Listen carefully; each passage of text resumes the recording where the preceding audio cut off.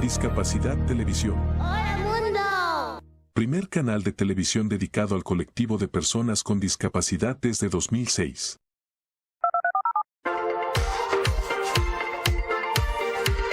Hola, bienvenidos a Discapacidad Televisión.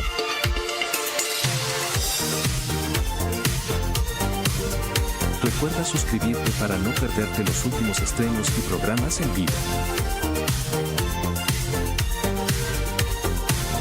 Danos un me gusta y así nos ayudarás a conocerte mejor. Por favor, no te olvides de compartir, así más personas podrán disfrutar de Discapacidad Televisión y toda su programación.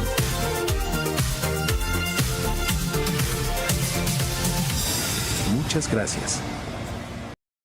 La Universidad Católica Boliviana San Pablo abre sus espacios educativos promoviendo medidas de acción positiva que favorece la inclusión en la educación superior de personas con necesidades educativas específicas, a través del área de inclusión, discapacidad y equidad, la cual facilita el tránsito adecuado en el acceso, permanencia y salida exitosa de sus estudiantes. Promueve la actualización en la formación docente sobre la temática. Desarrolla e implementa mecanismos y estrategias de apoyo equitativo en el aula. Aplica el modelo social de la discapacidad para transformar culturas y prácticas inclusivas. Todos los días en la Universidad Católica Boliviana trabajamos con entusiasmo, creando sinergias en la comunidad universitaria por la igualdad de oportunidades con responsabilidad y respeto, sobre todo personas.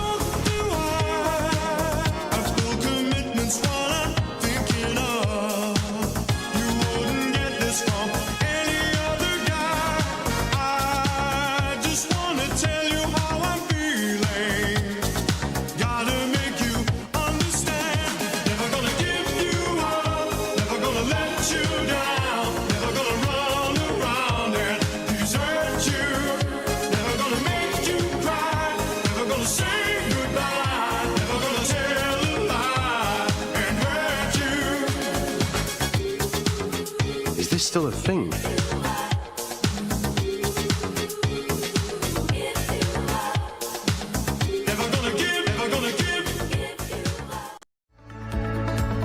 ¿Conoces los programas que conforman a la CNDH? 6. Atención a personas con discapacidad.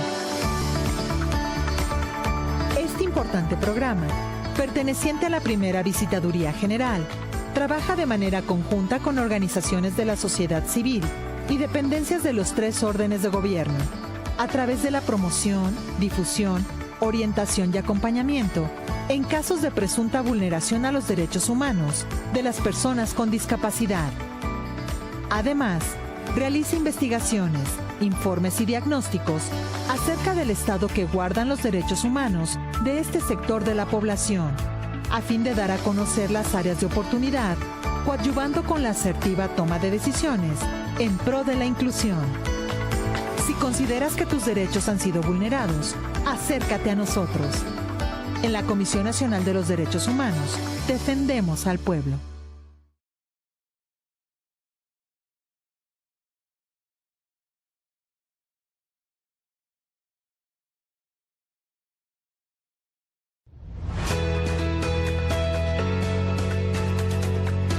En América Latina y el Caribe hay 70 millones de personas con discapacidad. La falta de infraestructura accesible es una de las barreras que enfrentan.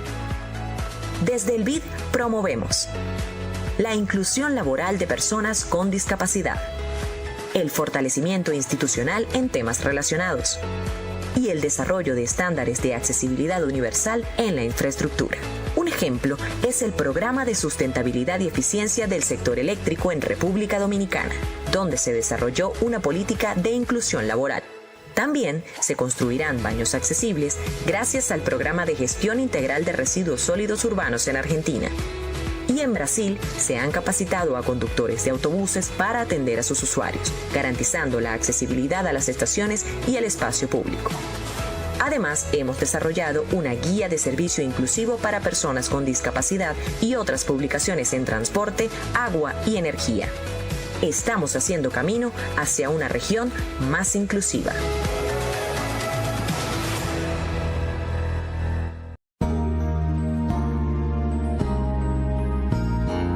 Discapacidad Televisión. ¡Hola mundo! Primer canal de televisión dedicado al colectivo de personas con discapacidad desde 2006. A continuación, Footless EE.UU, más allá de una amputación. Presenta EE.UU BECKWITH.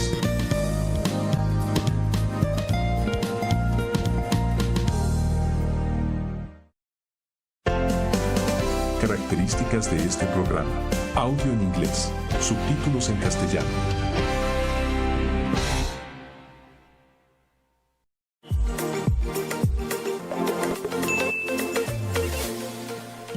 So my doctor pulls up the CT and goes, there's actually a lot going on in here. Like, there's a lot that's wrong. And my initial reaction was that of like pure elation and joy. Finally. Oh, hi. Hello. Are we? Oh, we're going to have a shepherd in our lap for this video. Hello there, my beautiful, lovely, delightful internet friends. Welcome back.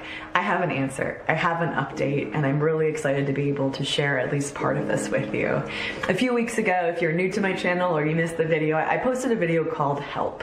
In this video, I talked about my experience over the past 12 months now of getting sick and sick and sick and sick over and over and over again with a lot of very similar symptoms, always having kind of a low to mid-grade, occasionally high fever, just feeling awful, and then kind of getting better and then getting worse again. And it's been this weird spiral that no doctor has been able to, up until this point, properly identify. And in that video, I asked for your suggestions, anything I could bring to my doctor, any diagnoses that were maybe weird or random or out there that I could look into. Thank you. From the bottom of my heart, thank you for everyone who took time to think about that for me and to write responses and make suggestions. It was honestly very helpful. And now I'm finally able to tell you, after much ado and much too long, I think we have a piece of the puzzle. I was referred out to an allergist, immunologist specialist who also deals with sinuses. And my initial thought was that that appointment kind of felt like a waste of time because I was like, my sinuses aren't really a problem. Like, yes, I'm always stuffed up. Yes, I'm congested a lot. Yes, I get sore throats when I wake up in the morning. Yeah, I can always have pressure in my head, but that's not sinuses. Turns out that's exactly sinuses. And while I was there, I had this test done where they like poke your back with a bunch of needles to see what you could be allergic to. Like, was I dealing with allergies? Was I dealing with environmental things? But during the course of the conversation, they asked if I'd ever had a CT of my head, of my nasal passages, of my sinuses.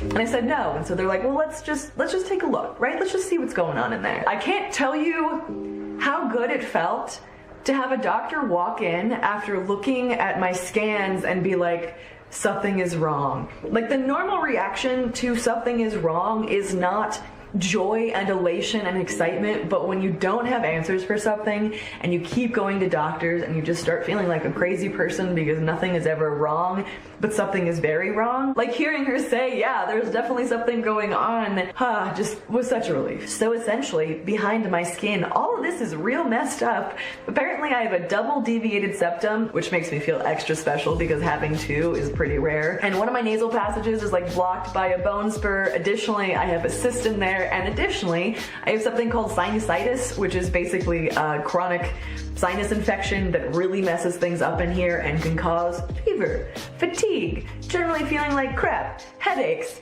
sore throats, a wide variety of things that relate back to a lot of the symptoms I was experiencing. Those are just the things that I remember the names of. There were a couple other things that aren't quite right that need to be fixed. So apparently there has just been an infection chilling in here for a very long time. It can flare up, it can kind of get better. Antibiotics never knocked it out, steroids never knocked it out. So what they have to do is, unfortunately, surgery.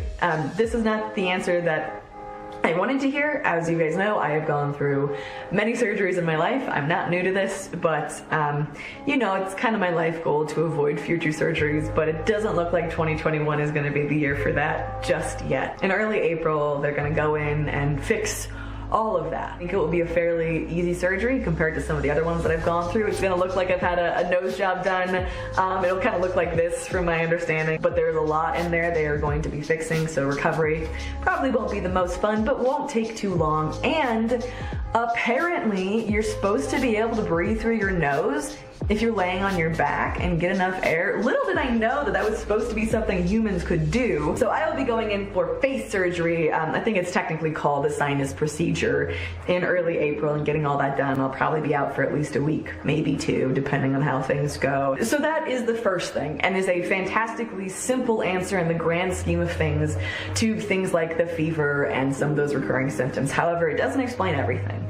And over the last couple weeks, due in part to some suggestions that were made here, and also speaking with my doctor, thank you again guys, I went to see a rheumatologist. Rheumatologists deal with things like arthritis, immune issues, autoimmune things, and I'm not going to share the diagnosis in this video just yet, because that's not something I'm at a place to do. But I spoke with this rheumatologist, and I'm never sure how to say this in a way that doesn't sound like I am just complaining, but I've never felt good. Like, since I was 13, 14 onward, like, even though there were specific things wrong with my body, like having ankle surgeries, like, you know, my neck is messed up, there have always been so many unexplainable random things that I usually have never even brought up to anyone, because it doesn't make sense that they could be interconnected. Things like having to pee all the time. Things like having random abdominal pain that just, it doesn't have an answer. I'm not having digestive issues, I just hurt. Things like waking up many mornings and feeling like I got run over by a truck. Like my whole body is exhausted and hurts, but there's no reason for that. So I'm like, you're just crazy, Joe, just keep going. And my whole life getting sick, and when I get sick, I get really sick and have a hard time recovering. And the migraines and just deep fatigue, even though I'm able to sleep for the most part, even though I should be a fairly healthy person, I just never have been. And speaking with this doctor and having him really ask in-depth questions and be a specialist in this, at the end of our conversation, he looked at me and said, I need you to know you're not crazy. Because I kind of expressed that feeling of like, there's all this stuff that doesn't feel good, but it's never showed up on scans, so I don't know, it's probably just my fault, right? So to have a doctor be like, you're not crazy, this is actually a thing, this is actually something, was the best doctor's appointment I've ever had in my entire life. Now, the implications of what is going on with all of this are not particularly fantastic, they're not life-threatening, but I need to gather a bit more information and process this on my own a little bit more before I'm willing to talk about this publicly, and I hope that's okay. I expect within a couple weeks I'll probably be talking about the bigger, sort of overarching thing. So a number of puzzle pieces seem to be coming together.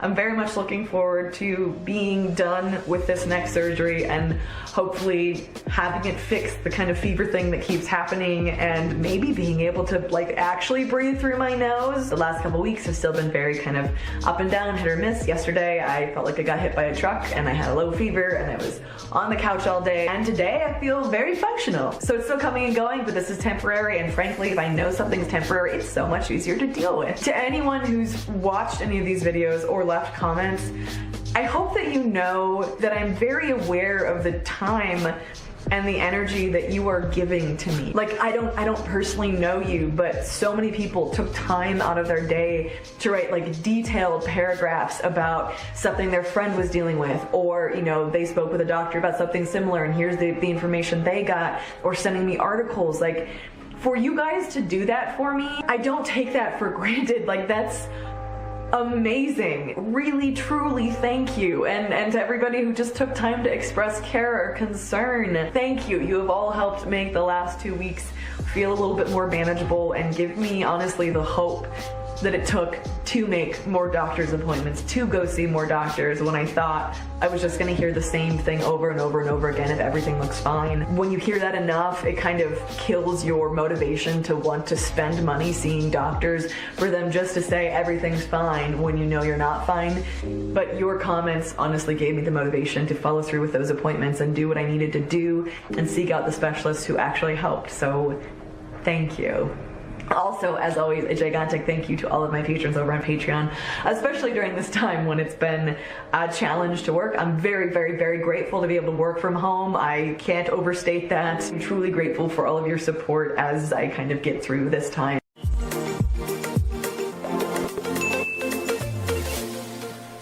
Today's video, I wanted to share with you some things that I haven't really talked about that have been going on in the last year, and ask for any suggestions that you might have, because I personally am at a bit of my wit's end and doctors seem to be a bit confused as well.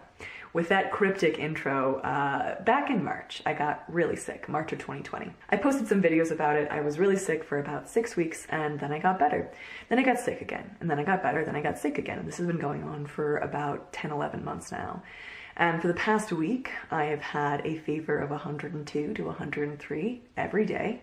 Currently have a fever, do not feel well, but when I go get tests done, when I go see doctors, everything comes back as normal. So I wanted to take today to explain some of the symptoms I've been experiencing and ask you, my lovely community, if you have any suggestions I could perhaps bring to my doctor.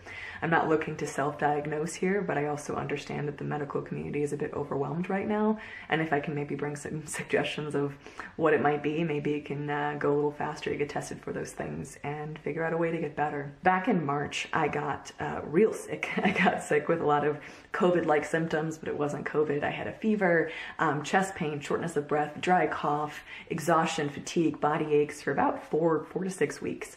Then I recovered from that, but I never really fully recovered. I kept getting sick and I kept getting sick.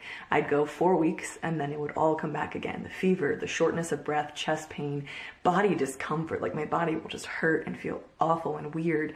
Absolutely exhausted, dizzy, fatigued, out of it. And then I'll feel better, then I'll be great. And then 2 weeks later, I'll spike another fever, it'll all come back. And this has been going on for like 11 months now. Now, most recently, I've had a much higher fever than I usually have. It's been like 102, 103, which is why I am where you see me.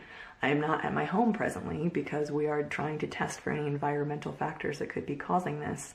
But thus far, there are no answers. Since March, I've been to a lot of respiratory specialists. Everything seems fine. I've had every like basic blood panel and test on the planet run. Everything comes back fine. Most recently, this past week, everything started back up, and so I called my doctor and he said I should go to urgent care because of the symptoms I was experiencing. I went to urgent care. As always, they tested me for COVID. I have, no joke, been tested for COVID 12 times at this point. So it's a fun test. It's a super fun test. They just like get to scrub your brain. That's heavy sarcasm. It's not my favorite. But it's never been COVID, which I'm grateful for. But as soon as I get the result, it's not COVID, it seems like a lot of doctors stop caring about the symptoms I'm experiencing because it's not the pandemic. That seems to be what their minds are occupied with right now. Understandably so. I'm not faulting them for that. But as soon as it's like not COVID, it's like I'm no longer really an urgent concern. But this has been going on for 11 months now, and no one has any idea what's happening or why it's happening. I have always had a tendency to get sick, and when I get sick, I tend to get really sick, which is kind of odd because on paper, I seem to be a healthy person, but I get sick like a lot, and this has always been the case. But what's different this year is it's been like the same thing over and over again, and no one has any idea what's going on. I'm so tired of being sent to urgent care or ER fully knowing they aren't going to find anything, fully knowing all of the tests that they run, every CT or MRI or X-ray that they do or blood panel that they run is going to come back saying I'm fine. They're going to send me home, and that's going to be another few $1,000s that is out the window because it's important you get checked out if you think something's wrong. But when it's the same thing over and over and over again, I just feel like I'm crying wolf when I walk into the ER. I'm like, here I am, I'm sick, but I know that I shouldn't be here because I've gone through this so many times. So the reason that I'm making this video, and my question to you, my lovely internet friends, is to sort of crowdsource ideas for what might be going on. I have no intention of self-diagnosing myself.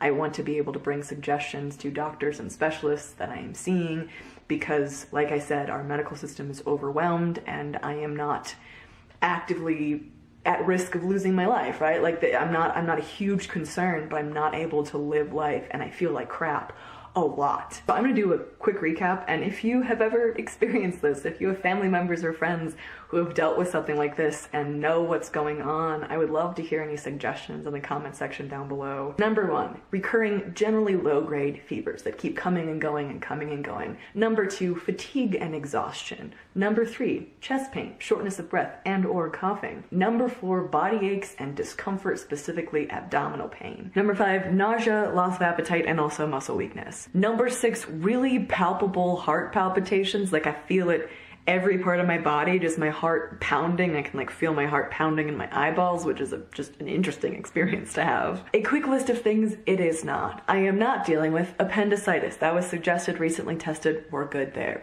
It is not some kind of chronic lung issue that can show up on an x-ray or a CT, as I've had those along with a breathing test. It's not anemia. It is also not mono. I've had quite a few chest x-rays. I've had abdominal CT scans.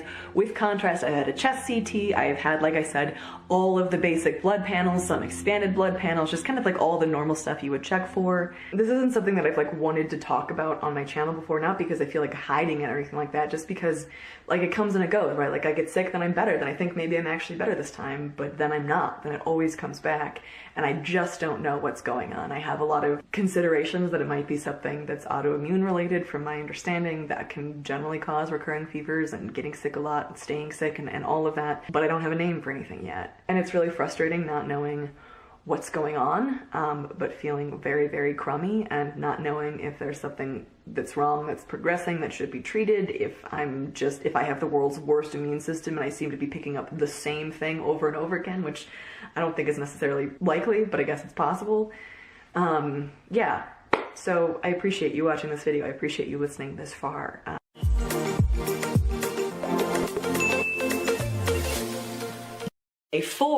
A amputee reviews The Fault in Our Stars. Now, if you don't know this, I am a real life amputee, meaning that I am fully qualified to speak on this subject, or so I think. The Fault in Our Stars is a movie based on a book by John Green. One thing you need to know right off the bat is that I am an absolute nerd for John Green books. I love his books. They receive some criticism, but like that young adult coming of age stories, I'm a total sucker for. So I love his books. I read Fault in Our Stars, and I've watched it 3 or 4 times. So what we're going to be doing today is going through this film from the perspective of an amputee, as one of our 2 main characters, Augustus Waters, otherwise known as Gus, is an above-knee amputee due to cancer. Now, I must warn you right off the bat, there are a lot of spoilers in the rest of this video, so if you have not seen Fault in Our Stars, it is a movie that I would generally recommend, with some caveats, which you'll hear throughout the rest of this video. So go check it out first if you do not want anything spoiled. If you feel so inclined, if you'd hit that subscribe button or that like button at the end of this video if you enjoyed it, that would really help my channel and I would appreciate it. Also, a big thank you to all my patrons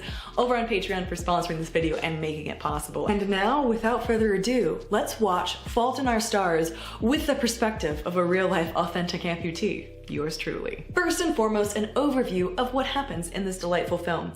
By delightful, I mean it's gonna make you cry ugly tears by the end of it. A Fault in Our Stars tells the story of Hazel Grace Lancaster, played by the lovely Shailene Woodley, who is a teenager with a terminal cancer diagnosis. Now, when we first meet Hazel, she is understandably very jaded about life and relationships, but as the film continues on, as one might expect, a boy enters the picture. At a support group, she meets Augustus Waters, who is a cancer survivor. He lost his leg above the knee to this disease, and he is in many ways her opposite, being hopeful, spunky, full of life, no sarcasm to be found, and slowly but surely they start chatting. They start having a bit of a conversation.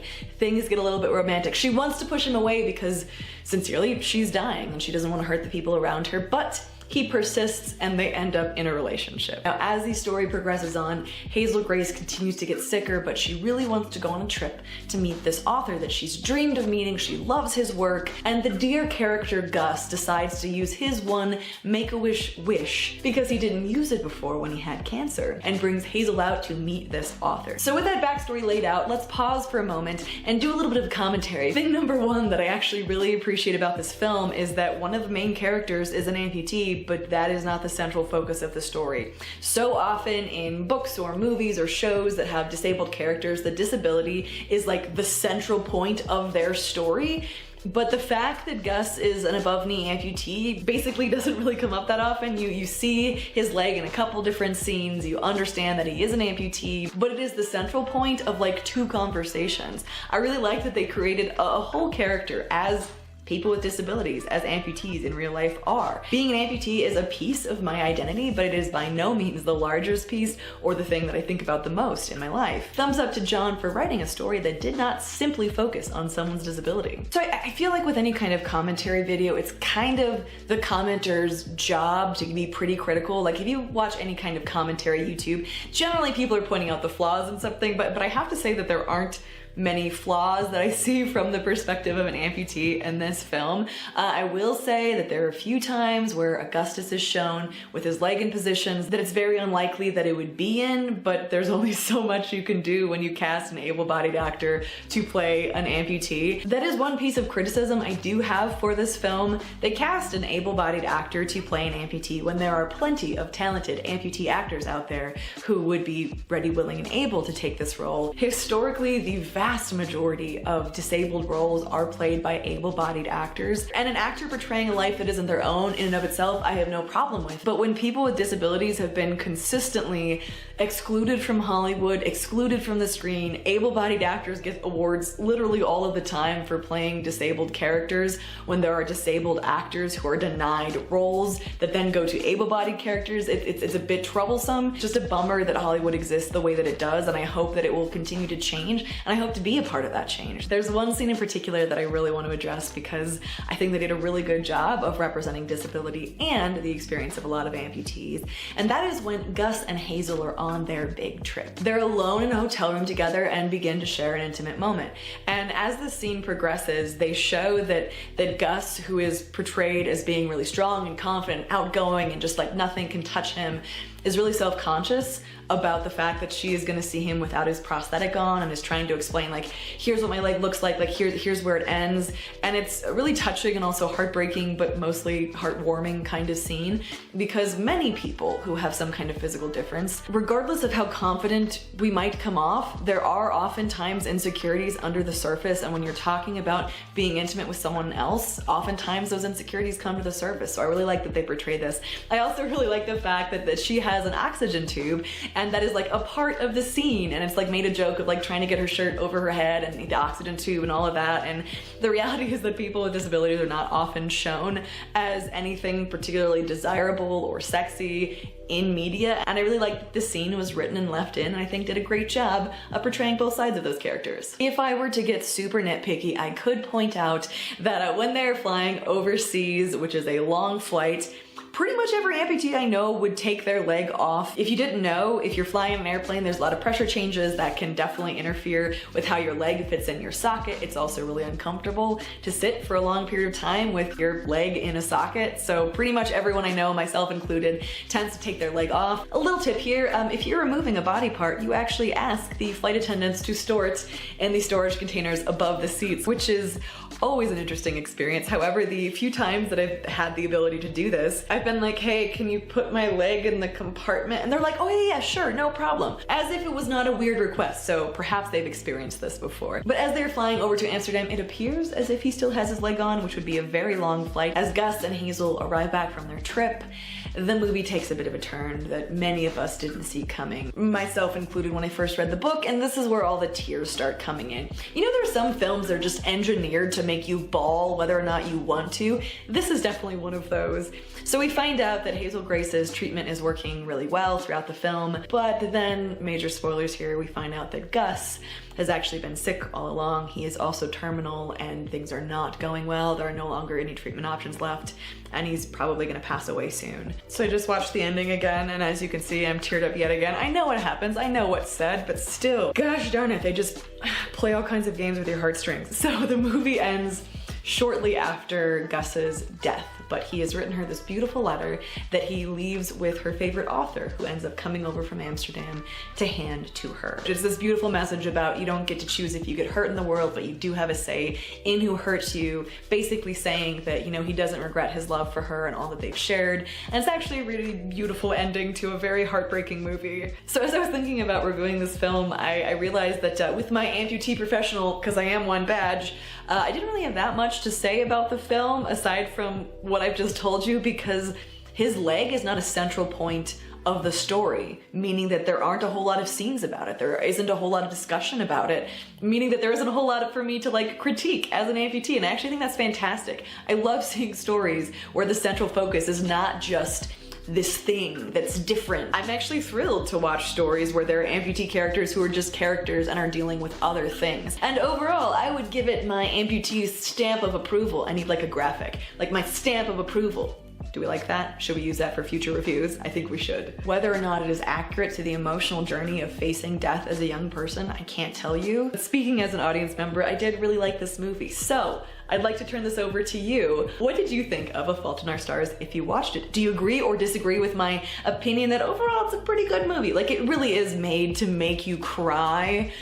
Or maybe that's just me, and it's very effective in its goals. But I enjoyed the story and some of the messages behind it, and the fact that they built more whole characters where amputation was just a facet of the character story and not the central focus. So thanks for that. You don't see that in many films, movies, books, or stories. Let me know what you thought of this in the comment section down below, and please leave me any suggestions for future books, movies, or films. Movies and films are the same thing. Leave me your recommendations for any future books, TV shows, or films you would like me to review with my professional credentials as a real-life amputee. I feel like I've said that like 6 times in this video. I'm sorry. It's kind of a joke to me, but I've probably overdone it. Thank you so much for listening. Thank you to my patrons for making these videos possible. You truly mean the world to me. It was actually my patrons who voted on me making this video, so if you're interested in voting in future polls that determine upcoming videos, check out my Patreon on screen or linked down below. I truly appreciate everyone who is a part of my community over there. And to you watching this video right now, thank you so much for spending a few minutes out of your day here with me. You could be anywhere else in the world doing literally anything else, and you chose to hang out with me for a few minutes,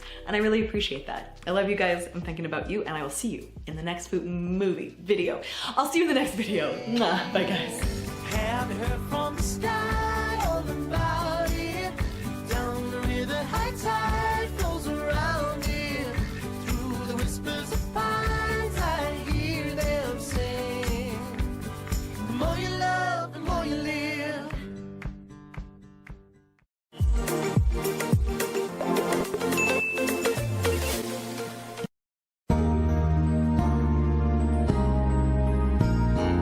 Discapacidad Televisión. ¡Hola mundo! Primer canal de televisión dedicado al colectivo de personas con discapacidad desde 2006. ¿Conoces los programas que conforman a la CNDH? 6. Atención a personas con discapacidad. Este importante programa, perteneciente a la primera Visitaduría General, trabaja de manera conjunta con organizaciones de la sociedad civil y dependencias de los 3 órdenes de gobierno, a través de la promoción, difusión, orientación y acompañamiento en casos de presunta vulneración a los derechos humanos de las personas con discapacidad. Además, realiza investigaciones, informes y diagnósticos acerca del estado que guardan los derechos humanos de este sector de la población, a fin de dar a conocer las áreas de oportunidad, coadyuvando con la asertiva toma de decisiones en pro de la inclusión. Si consideras que tus derechos han sido vulnerados, acércate a nosotros. En la Comisión Nacional de los Derechos Humanos, defendemos al pueblo. La Universidad Católica Boliviana San Pablo abre sus espacios educativos promoviendo medidas de acción positiva que favorece la inclusión en la educación superior de personas con necesidades educativas específicas, a través del área de inclusión, discapacidad y equidad, la cual facilita el tránsito adecuado en el acceso, permanencia y salida exitosa de sus estudiantes. Promueve la actualización en la formación docente sobre la temática. Desarrolla e implementa mecanismos y estrategias de apoyo equitativo en el aula. Aplica el modelo social de la discapacidad para transformar culturas y prácticas inclusivas. Todos los días en la Universidad Católica Boliviana trabajamos con entusiasmo, creando sinergias en la comunidad universitaria por la igualdad de oportunidades con responsabilidad y respeto. sobre todo personas.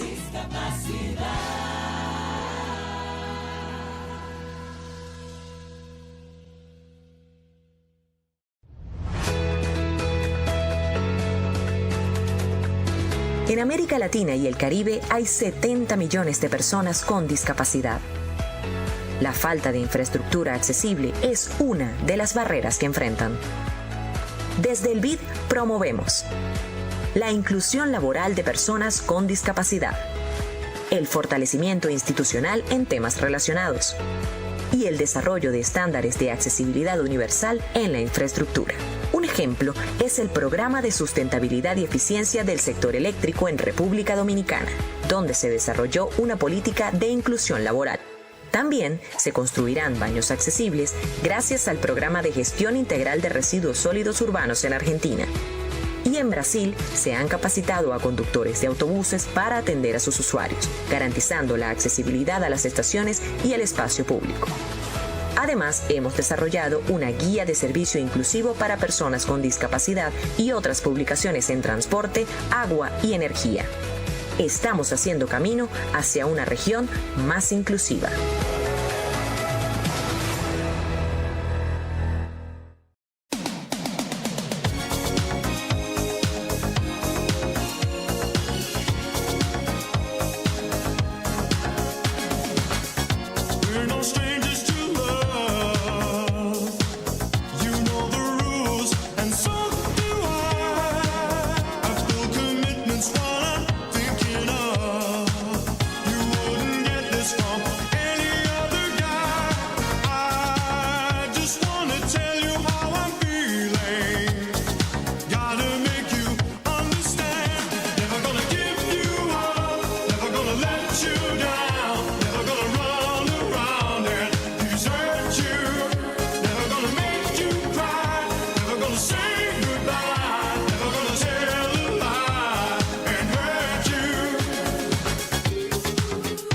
Still a thing.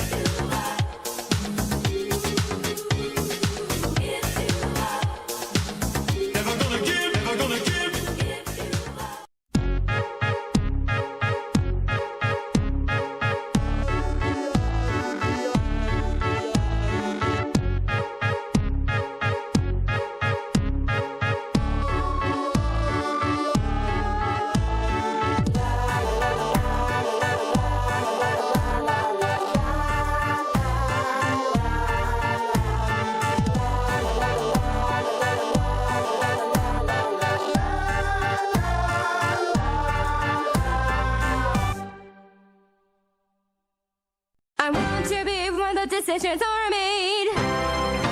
What should Sophia wear for your brother's wedding? I think this dress could be really nice. Or maybe this one a little less formal. It pairs well with her beautiful smile. I want to be where this decision is made. Where this decision is made. I want to have a say in the dress that I wear. Don't you think that it's fair? Let me have a look at these clothes. You want the truth? I don't like any of those. The objective of this meeting is to approve this new proposal for an elegant and functional train station. I want to be where this decision is made. Where this decision is made. If I'm here, I can help you recall that what's right for some isn't always right for all. Here's the new place for all supplies. You might not realize that for me it's too high. When you do this, you got to dash. Our info points now have touch screens. It's great for those who are able to see. During my term, we'll write new laws. Practice all. So give her the seat, too. We want to be where the decisions are made. Where the decisions are made. It's time for us to be the one and three. Where the decisions are made. This is what I'll wear.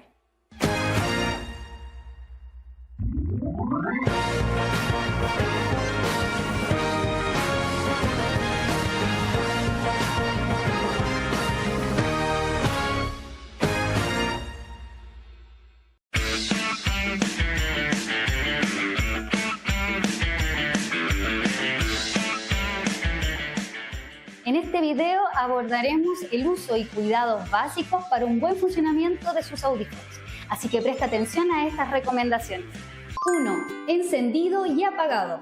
Para encender sus audífonos, simplemente cierre la caja de la pila y para apagarlo, abra la caja. Este simple paso va a contribuir a la durabilidad de sus baterías. 2. Verificación de funcionamiento. Puede comprobar que el audífono esté funcionando al tocar la parte de arriba del audífono con uno de sus dedos. Si escucha el chirrido, entonces está funcionando. 3. Duración de la pila. La duración de las pilas se relaciona al tiempo de uso. Los audífonos se deben ocupar todo el día, todos los días, excepto para dormir y para bañarse. Si eso es así, las pilas deben durar aproximadamente entre 7 a 10 días. 4. Identificación de oído. Cada audífono tiene una marca para el oído correspondiente. Si la marca es roja, es para el oído derecho. Y si es azul, es para el oído izquierdo.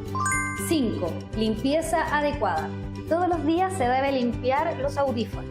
La limpieza se realiza con un paño seco. Para eso, primero tiene que separar el molde del audífono, limpiarlo con el paño y con el cepillo retirar todo el cerumen que pueda estar dentro del molde. El molde se puede lavar una vez a la semana con las pastillas de limpieza o con un jabón neutro, asegurándose siempre de mantenerlo bien seco, ayudándose con una pera de secado.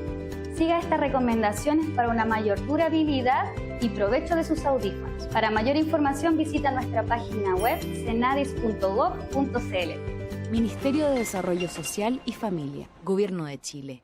Chile avanza contigo. Las y los adolescentes y jóvenes con discapacidad pueden tomar decisiones sobre su sexualidad. Sí, las personas adolescentes y jóvenes con discapacidad intelectual, física, auditiva, visual y psicosocial tienen el derecho de vivir plenamente su sexualidad. El goce de sus derechos sexuales y reproductivos está garantizado en varias leyes nacionales e internacionales. Si ellos lo necesitan, pueden contar con una persona de confianza, que puede ser un familiar o un amigo o amiga, para que les apoye cuando tomen decisiones. Pero absolutamente nadie puede decidir por ellos, independientemente del tipo y el porcentaje de su discapacidad. Para orientarse mejor, deben contar con servicios de salud pública que garanticen información accesible, que incluya, por ejemplo, lengua de señas, señalética en braille y materiales informativos de fácil lectura.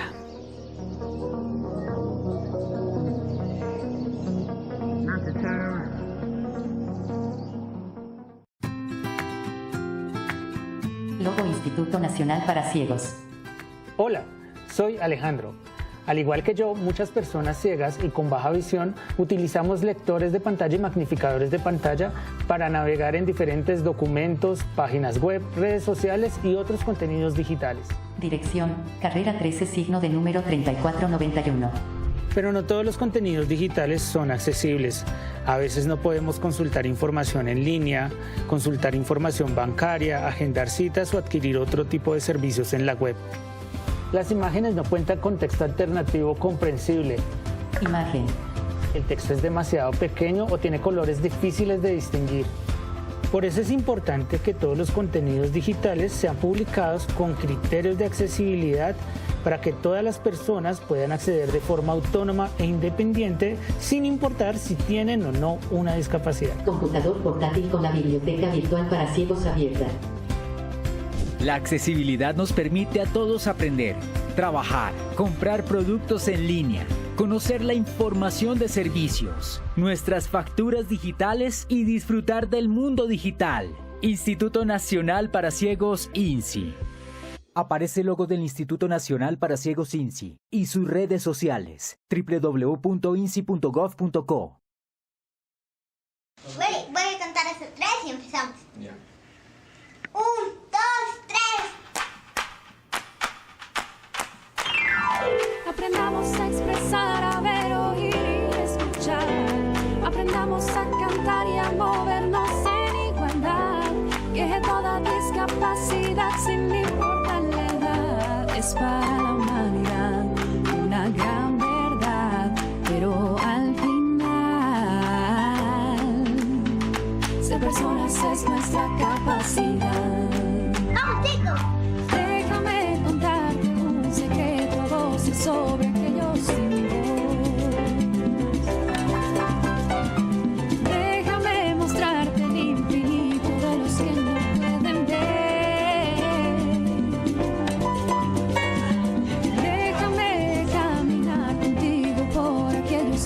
no pueden. Déjame sin manos enseñarte a sentir y aprende a vibrar. Es cuestión de equidad. Aprendamos a expresar, a ver, oír y escuchar. Aprendamos a cantar y a movernos en igualdad. Que toda discapacidad, sin importar la edad, es para la humanidad una gran verdad. Pero al final, ser personas es nuestra capacidad. Ser personas es nuestra capacidad. Ser personas es nuestra capacidad.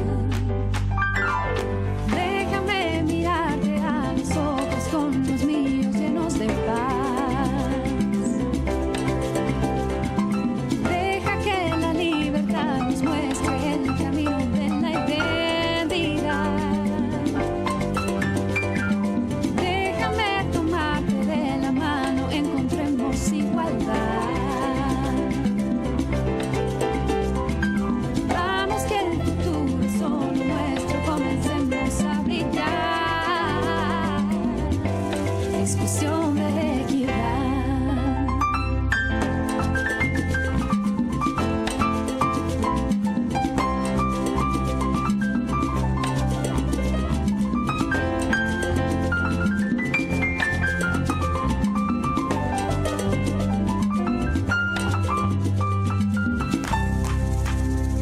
Aprendamos a expresar, a ver, oír y escuchar. Aprendamos a cantar y a movernos en igualdad. Que toda discapacidad, sin importar la edad, es para la humanidad una gran verdad. Pero al final, ser personas es nuestra capacidad. Ser personas es nuestra capacidad. Ser personas es nuestra capacidad.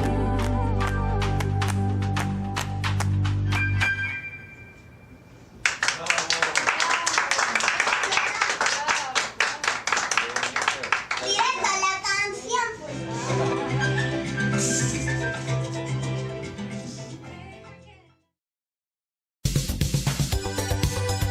Hola mundo.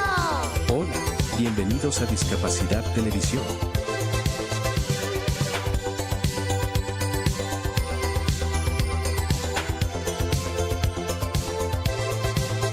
Recuerda suscribirte para no perderte los últimos estrenos y programas en vivo. Danos un me gusta, y así nos ayudarás a conocerte mejor y saber qué programación es tu favorita.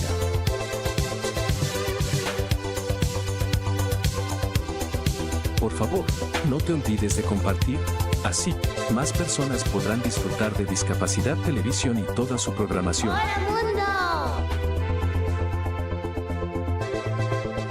Muchas gracias.